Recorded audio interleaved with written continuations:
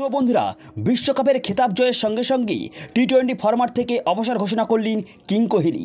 সেই সঙ্গে কোহলির পরেই অবসর ঘোষণা করলেন ভারত অধিনায়ক রোহিত শর্মা এবং সর্বকালের সেরা অলরাউন্ডার রবীন্দ্র জাদেজা। তো দেশের হয়ে শেষ টি-20 ম্যাচ খেলে ফেললাম, ফাইনালে ভারতকে জিতিয়ে 20 ওভারের ফরম্যাট থেকে অবসর ঘোষণা বিরাটের। কথায় আছে ওস্তাদের মাস শেষ রাতে। শনিবারের বারবাডোজে সাক্ষী রইল তারই। পুরা টুর্নামেন্টে নিষ্প্রভ থাকলেও টি-20 বিশ্বকাপের ফাইনালে জ্বলে উঠলেন কিং কোহলি। খেললেন 59 বলে 76 রানের একটি গুরুত্বপূর্ণ ইনিংস।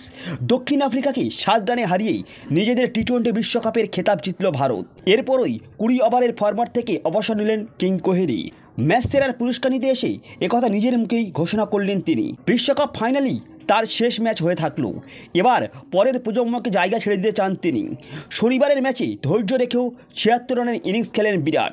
শেষ পর্যন্ত ওই ইনিংস ভারতকে বড় স্কোরে দাঁড় করিয়ে দেয়। এটাই আমার শেষ টি-20 বিশ্বকাপ ছিল। মাঝে মাঝে এটা মনে হয় যে আপনি হয়তো রান পাচ্ছেন না, তারপরেই একটা বড় রান চলে আসে। আসলে আমার কাছে ব্যাপারটা ছিল হয় এখন, না হলে কখনো নয়, ম্যাচ শেষে জানান তিনি।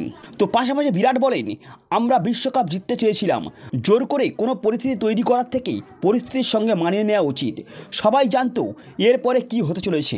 এটাই সময় নতুন প্রজন্মের হাতে দায়িত্ব তুলে দেওয়ার।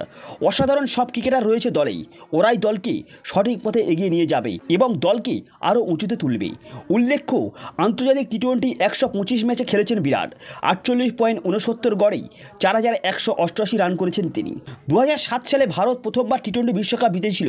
17 বছর পর আবার জিতল টি-20 বিশ্বকাপ।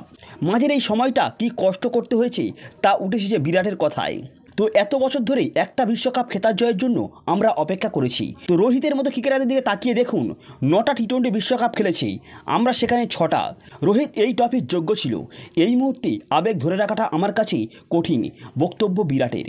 এবং সেই সঙ্গে বিরাট রোহিতের পটে হেঁটেই টি-20 ফরম্যাট অবসর ঘোষণা করলেন জাদেজা।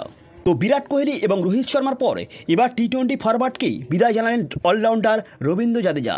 তবে রবীন্দ্র জাদেজা ওয়ানডে ও টেস্ট খেলতে থাকবেন। শনিবার দক্ষিণ আফ্রিকাকে 7 রানে হারিয়ে টি-20 বিশ্বকাপে শিরোপা জিতেছেন ভারতীয় দল। তো এই জয়ের পর বিরাট কোহলি ও রোহিত শর্মা টি-20 ফরম্যাট থেকেই অবসর ঘোষণা করেছেন। আর এবার এই তালিকায় যোগ হলো আরও একজনের নাম, তিনি হলেন রবীন্দ্র জাদেজা। তো এভাবেই টি-20 বিশ্বকাপে শিরোপা জেতার পর এই ফরম্যাট থেকে বিদায় জানাচ্ছেন ভারতের 3 দুর্দান্ত ক্রিকেটার। রবিবার বিকালেই ইনস্টাগ্রামের একটি পোস্ট করেছেন রবীন্দ্র জাদেজা। এই পোস্টের ক্যাপশনে তিনি লিখেছেন, অন্তর থেকে কৃতজ্ঞতা, আমি টি-20 আন্তর্জাতিক ক্যারিয়ারে থেকে বিদায় জানাচ্ছি।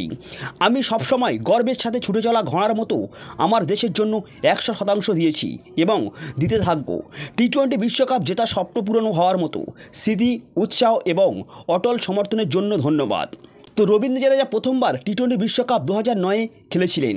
তারপরে তিনি 3টি ফরম্যাটেই ভারতের হয়ে খেলা চালিয়ে যান। তো এই অলরাউন্ডার 74টি টি-20 ম্যাচে ভারতীয় দলের প্রতিনিধিত্ব করেছেন। সেখানে ব্যাটসম্যান হিসেবে তিনি 21.46 গড়ে এবং 127.16 স্ট্রাইক রেটে 515 রান করেন। একই সময়ে ভারতের হয়ে বলার হিসেবে রবীন্দ্র জাদেজা টি-20 ফরম্যাটে 7.62 ইকোনমিতে এবং 29.65 গড়ে 54টি উইকেট নিয়েছেন। তো বন্ধুরা, আমরা সকলেই জানি বিরাট কোহলি, রোহিত শর্মা এবং রবীন্দ্র জাদেজার মতো খেলোয়াড় যে দলে থাকবে না কতটা ধাক্কা খেতে পারে আশা করি আমরা সকলে বুঝতে পারছি। এবং আমরা এই সমস্ত খেলোয়াড়কে আগামী দিনে হয়তো টি-20 ফরম্যাটে আর দেখতেই পাবো না, বিশেষ করে জাতীয় দলে। আপনারা হয়তো অবশ্যই এতে সামথিং কষ্ট পাবেন।